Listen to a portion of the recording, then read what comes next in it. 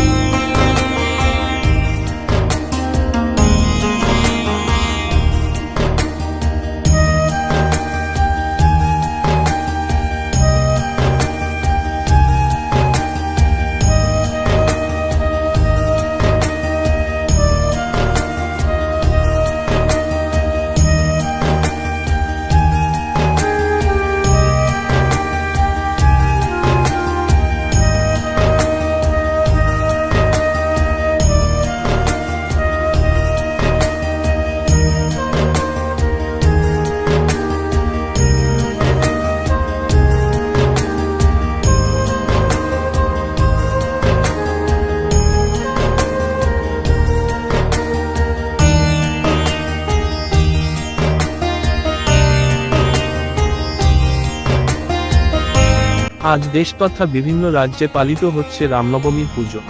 সকাল থেকেই রামলালার পুজোতে ব্যস্ততা হুগলিতেও।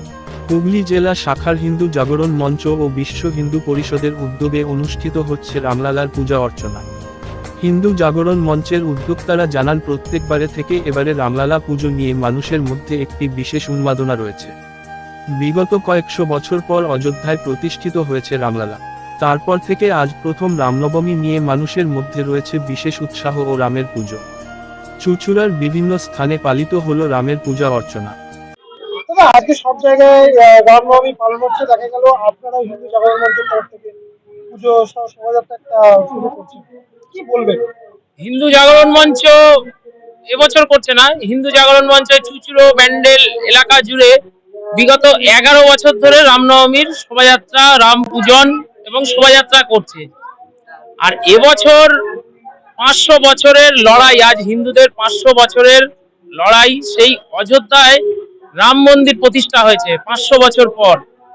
তার জন্য আমরা দেখছি সমাজে একটা মানুষের মধ্যে এই রামলালাকে নিয়ে একটা আলাদা উদ্দীপনা সৃষ্টি হয়েছে এবং মানুষ এই আজকের যে শোভাযাত্রা আছে, শোভাযাত্রায় যে স্বতঃস্ফূর্ত ভাবে মানুষ আজকে এই শোভাযাত্রায় অংশগ্রহণ করবে দ্বিগুণ উৎসাহ নিয়ে।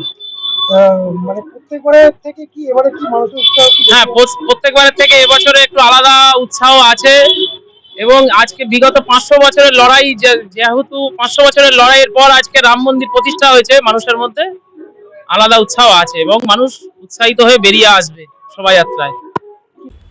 আমার কলকাতা নিউজ, কথা হবে সামনাসামনি।